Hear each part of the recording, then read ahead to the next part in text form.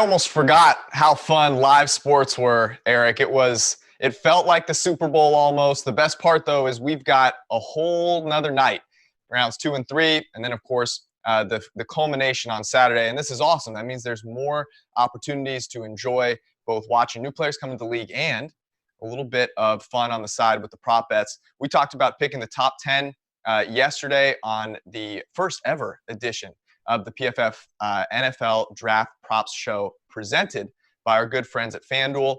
And tonight we're going to focus on some props. We had some that we were kind of excited for yesterday. My personal favorite happened way late in the draft, and that was Clyde Edwards-Helaire, first running back taken, a little plus 500. I felt pretty confident, and then towards the end there, I got a little worried, but your Chiefs, they came through for me. Yeah, that was a really good one. The one that we talked about yesterday specifically, which ended up cashing for a lot of people, was Henry Ruggs being the first wide receiver taken. He went a little bit later than 10, but that was a fun plus price winning for people who backed him, back in when it was, plus 500, 600, and even those that got him at plus 200 to 300. Yeah, it was funny that one we were on pretty early. We talked to Evan Silva, who in I think his penultimate mock had him as the first wide receiver taken, and then things cooled a bit. And I think it was late yesterday I found it at plus 600 once again, and so that was pretty enticing. What was the one that stung the most that you didn't hit on?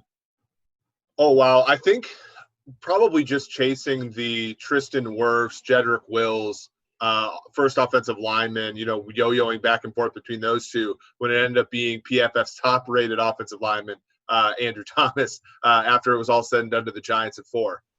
Yeah, I hung my hat on Isaiah Simmons falling out of the top 10. He did not, but luckily he went over 6.5. So that was good. It was a little bittersweet, but oh well.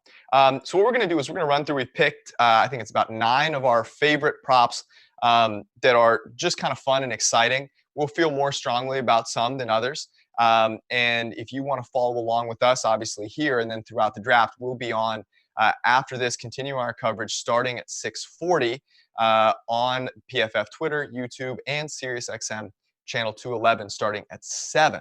So you can head to FanDuel.com. You can bet on however many of these or however few of these you want, and then you can watch along with us. Let's get started with some running backs. So the next running back drafted in the draft, whether it's second or third round, DeAndre Swift minus 260, the heavy favorite.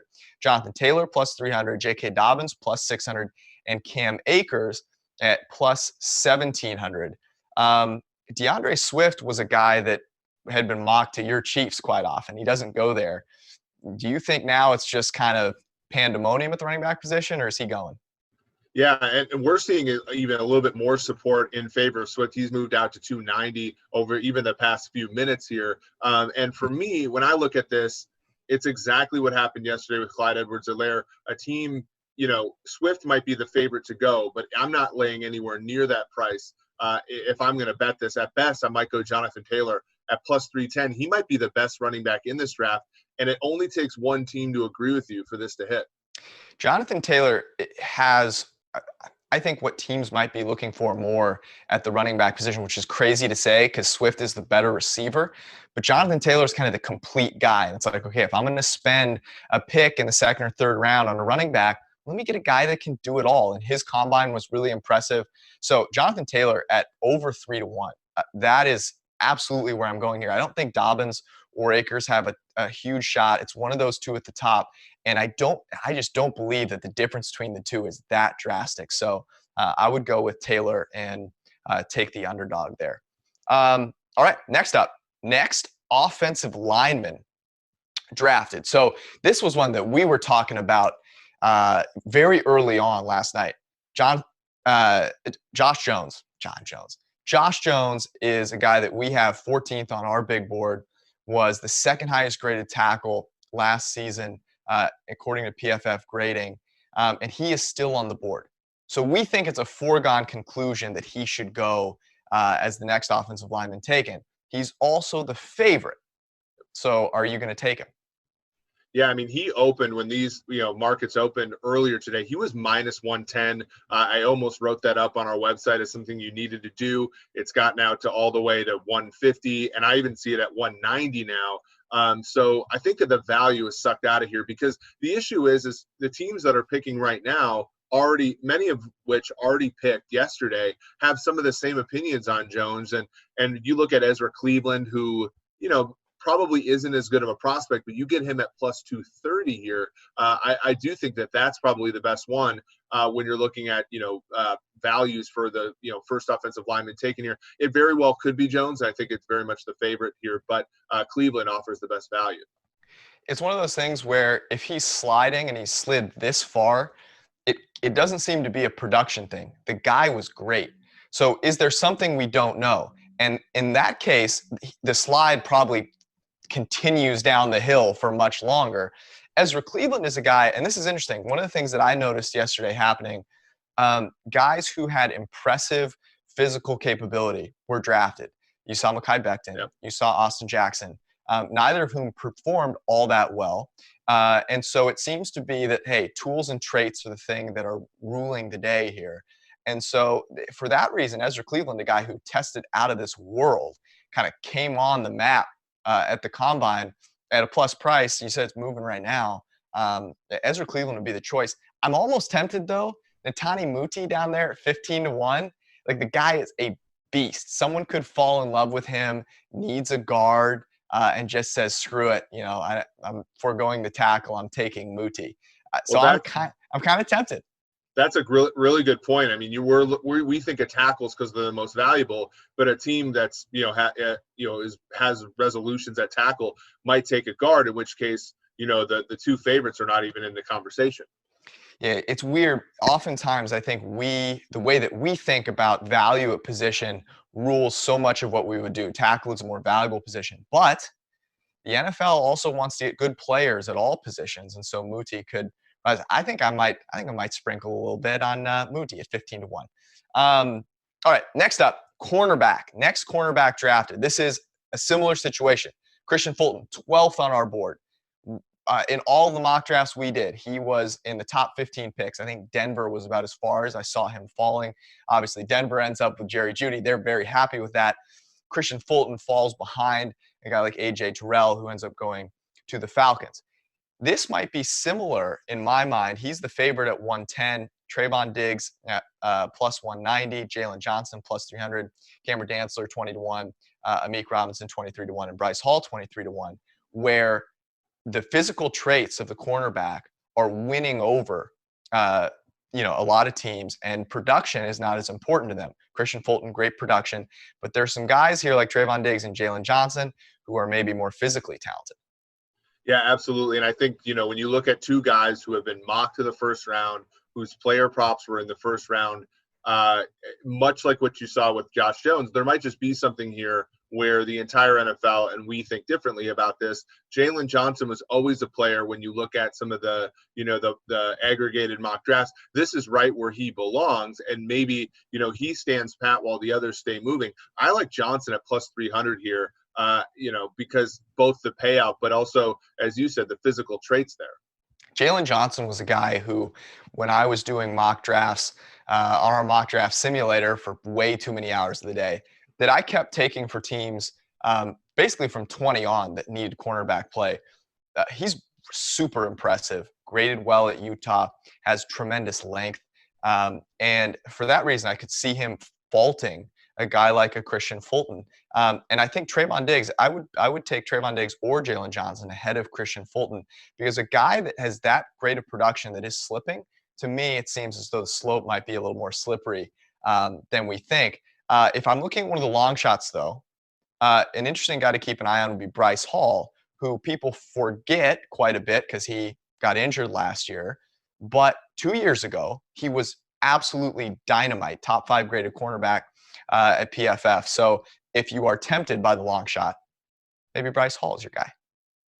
Yeah, absolutely. And again, when you look at players, we saw it historically with a player like Antonio Cromartie. Sometimes they just throw out his last season and they draft him a round or two ahead of where everybody else has him, and that would be a very good. And when you're looking at draft props this late in the process, you're trading certainty for variance and payout, and that's exactly the type of bet you make with Hall.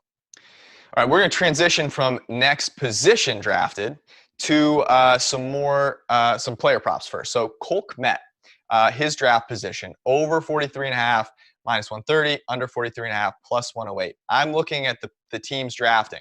I'm going to read them off for you. Bengals, Colts, Lions, Giants, Chargers, Panthers, Dolphins, Texans, Browns, Jaguars, Bears at 43, Colts are at 44.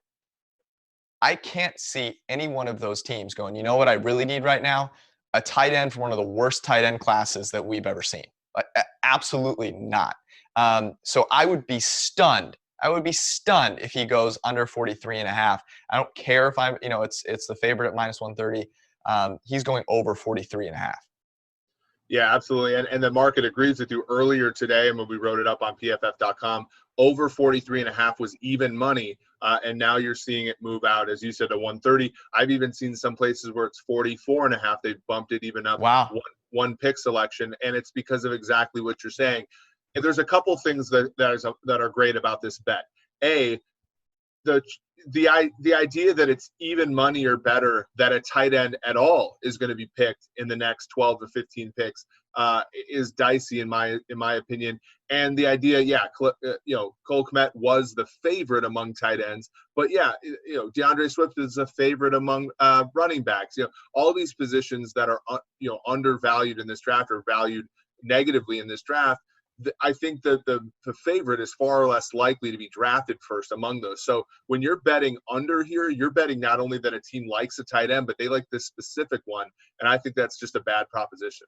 And I misspoke earlier. I said Chargers. The Chargers traded in a move that we thought was comically bad with the Patriots. So the Patriots have the 37th pick. And I would guess that's where people who are looking down the list are going, you know what? They just lost Gronk. I bet they can't wait to replace him. And it's like the second you think you know what Bill Belichick is going to do, you are dead wrong. I would be very surprised. He's nowhere near the top tight end in what would be a poor tight end class, as I mentioned. So it'd be hard for me to imagine a team reaching that high with so many good players left on the board. We just looked at the offensive line and the corners. I would take, I think, all of the guys on both of those lists before I would take Cole Kmet with how easy it is to get tight ends in this league. So this might be my favorite one of the group that we've seen thus far, even if it moves out to 44.5. So 44 is the Colts. Really? That's their big need? Their big need is tight end, right? We're going to talk about them in a second. I think we know. They're not using their first pick of this draft on a tight end. No. They used their first pick in this draft on DeForest Buckner, actually. All right, next up, the aforementioned New England Patriots. The first player picked by the New England Patriots in this draft. Remember, they traded out of 23 with the Chargers. So D lineman is 3-1, safety 4-1, linebacker plus 450, offensive line plus 500, wide receiver also plus 500, tight end plus 550, quarterback 6.5 to 1, and cornerback is 10 to 1. Your thoughts? I'm going with safety here. I mean, when you look at New England, they are a 3-safety defense. Yep. And Devin McCourty just got signed to a 2-year extension. Belichick thinks further out ahead than that. They just traded Deron Harmon, a deep guy, to the Detroit Lions. Patrick Chung is a little bit long in the tooth. If they're going to be good this year and good in the future, with a quarterback situation as in flux as they have it, they have to be able to cover. And I think Belichick, I don't know which one of these guys, whether it be Delpit, McKinney, somebody later on, Ashton Davis, Chin, but they're going to take a safety here. And so you get plus 400. That's a great bet. Safety is, I'm with you. Safety is the one that I would choose, but let's not rule out quarterback at 6.5 to 1. There are some players here that have been long forgotten. Jake Fromm, Jacob Eason, Jalen Hurts. And it wouldn't surprise me, first off, to see them trade down again. And it wouldn't surprise me to take a shot on a guy that people are not considering them taking. I think a lot of people have penciled in Andy Dalton going to New England now that Joe Burrow is in Cincinnati. But Bill Belichick is a guy that really enjoys innovating. And that's why a guy like maybe a Jalen Hurts intrigues him a little bit. He can innovate the way that he runs his offense. And then there's also a guy like Jake Fromm, who, yeah, his numbers weren't great, but there are some things about his games, things in his scouting reports that make people a little more bullish on him. And Bill Belichick does his homework. So I would lean safety here at 4-1, but I'm not. I'm going to think about it a little more because quarterback is enticing. Am I crazy, or does Bill Belichick maybe go quarterback? No, I mean, I think if you can get your hands on some Jake Fromm props, he's a guy, that, unders and first quarterback and second round taken. I think those are good plus price pops because when you look at what Belichick has seemed to prefer in the past, it's been SEC quarterbacks, regardless of what we think about them. Danny Etling, they drafted him a couple years ago. Obviously, they have Jarrett Stidham in the fold from Auburn. Jake Fromm seems to sort of pass that test as well, where we're all a little bit lower on him, but he won, and he has some tools. And Belichick's one of those coaches where, and this might have been what caused the friction in New England, he kind of likes to control his players. He likes to have players who are a little weaker, but that he can ooze some value out of. And that seems to be like every single quarterback he's taken over the past few years. So I would not sleep on quarterback here as well. What is Jake Fromm to be the next quarterback taken?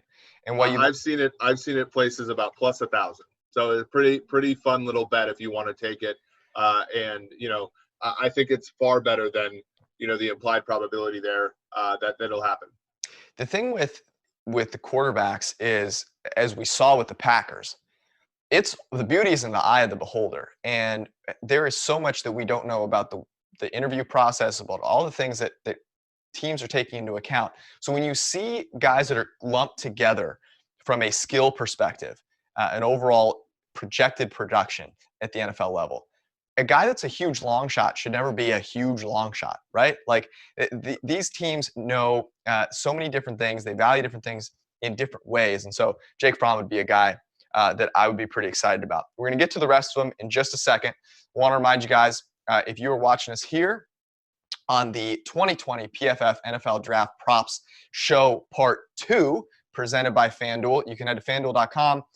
They've got all of the props that you could possibly hope for and more for both these next two rounds and going forward in the NFL draft. And then, of course, head to PFF.com where you can get our draft guide. That might help you make a few smart prop bets, but it'll definitely help you follow along in the second and third round, where no matter how much homework you've done, there's going to be more surprises in these rounds, and you want to be on it. So you need to make sure you get a draft guide. And if you use promo code DRAFT2020, 30% off all subscriptions. So now is the time to make that move. Also, Mock Draft Simulator is updated, so you can start at pick 33. You don't have to go back and do all of them over again.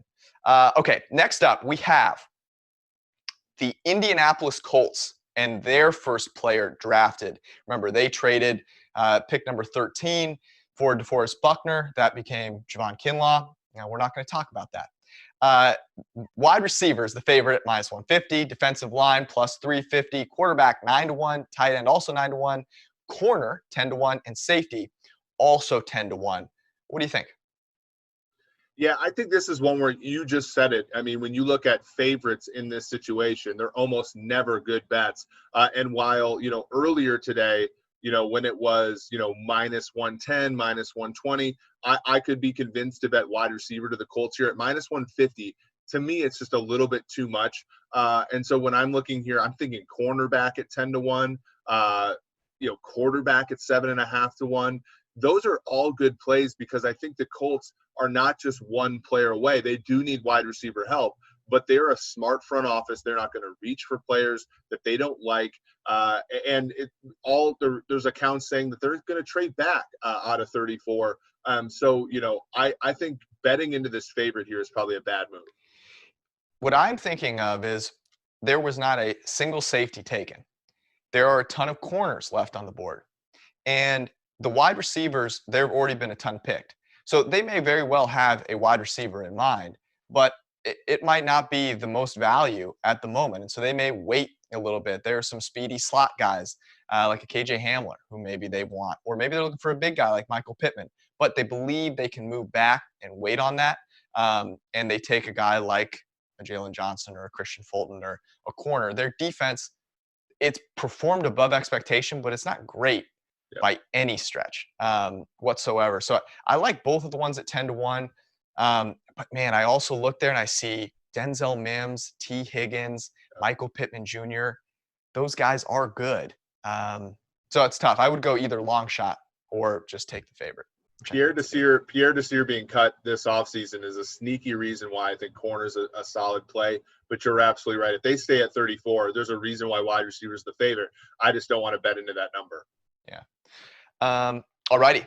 Next up, total number of running backs taken in round number 2. I want to have a nice long conversation about this one. So 3.5 minus 112, over and under is also minus 112.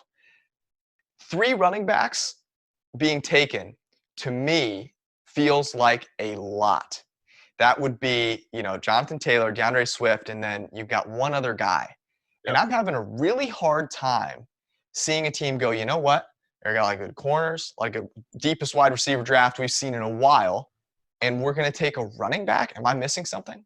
No, and I think some people agree with you here. It's moved in the last few minutes now. The over is plus 112. The under is minus 142. So you're absolutely – I think your intuition is spot on here because we can't even name the backs. And it was much like a lot of the props yesterday, like, for example, the LSU number of players over is like, a lot of things had to happen. The over for Alabama was another one where, you could name N-1 of the players, but it was a stretch for the next player. And I think running backs like that. You can name Taylor, you can name Swift, but after that, somebody's going to have to reach for a running back.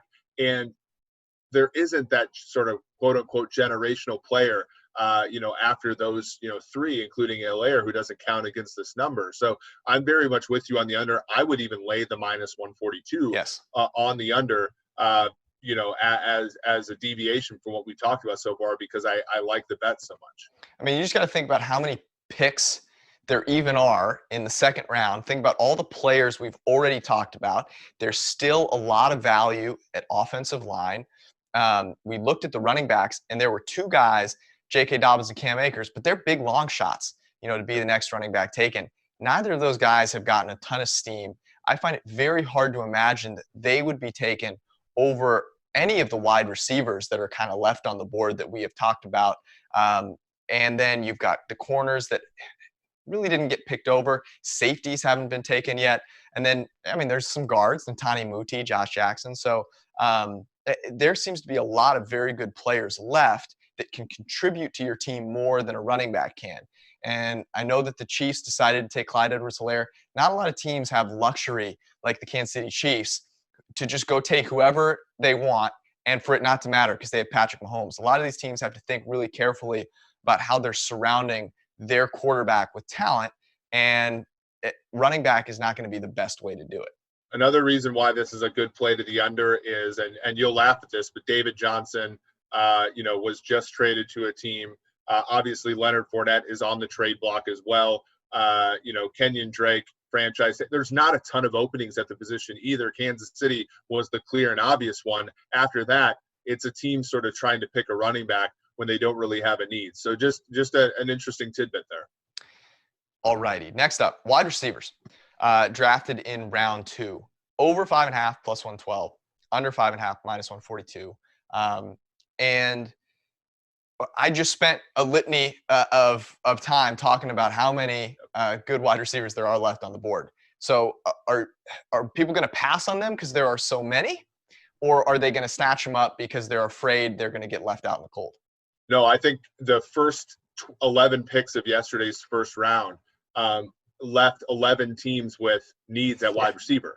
And the fact that Ruggs went at 12 and some of these other superstars went a little bit later, there are teams like Cleveland. There are teams like, obviously, Indianapolis and, Cincinnati and, teams that did not get to pick from that bounty of wide receivers yesterday that will be picking today. 5.5 steep, but now we're starting to see that price tick up. It's almost in the 140s now. I would take the over just because I want to root for it to happen and I get a plus price payout if it wins.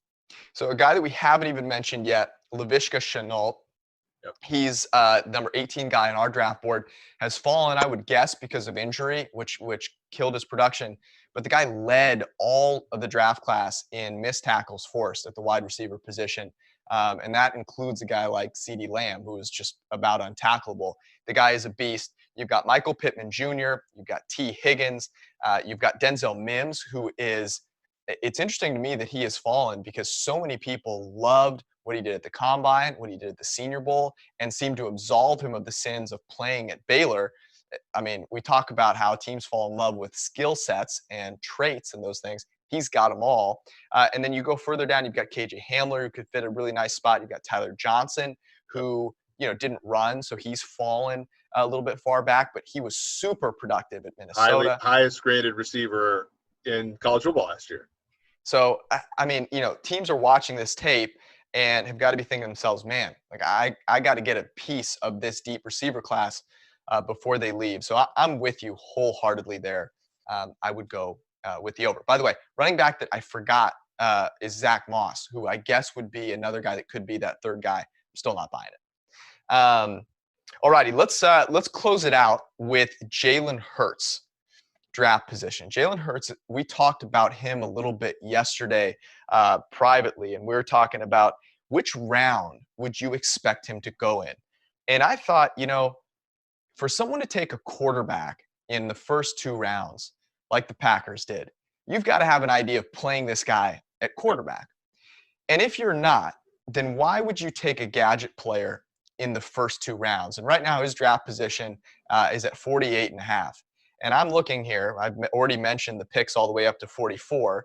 After those picks, you've got the Bucs at 45. I don't think they're taking Jalen Hurts. You got the Broncos at 46. I don't think they're taking Jalen Hurts. The Falcons at 47 are the team that would worry me the most. The most. Then the Jets, they're not taking them at 48. So are you that worried about the Falcons, or is there another team that you see in there that you think would snatch them up this early? No, I think the second round is often a place where quarterbacks who fell out of the first round get snatched up, a la Drew Lock a season ago, Derek Carr in years past, even back to Drew Brees in 2001. But in a situation like this, it's not where kind of fringe quarterbacks go. I think we all exhale after the first round when the Jordan Love is taken and the Justin Herberts are taken, and teams are like, okay, now let's build the rest of our roster. And that's why we saw Mason Rudolph fall in the round 3. And so second round quarterbacks, to belabor the point, I think are rare. And as such, I'm gonna think about this over now. It's ticked up quite a bit in terms of it's in the 160 to 180 range to go over here. So if you're not a fan of that risk, lay off of it. But I think over is the only play here for Jalen Hurts.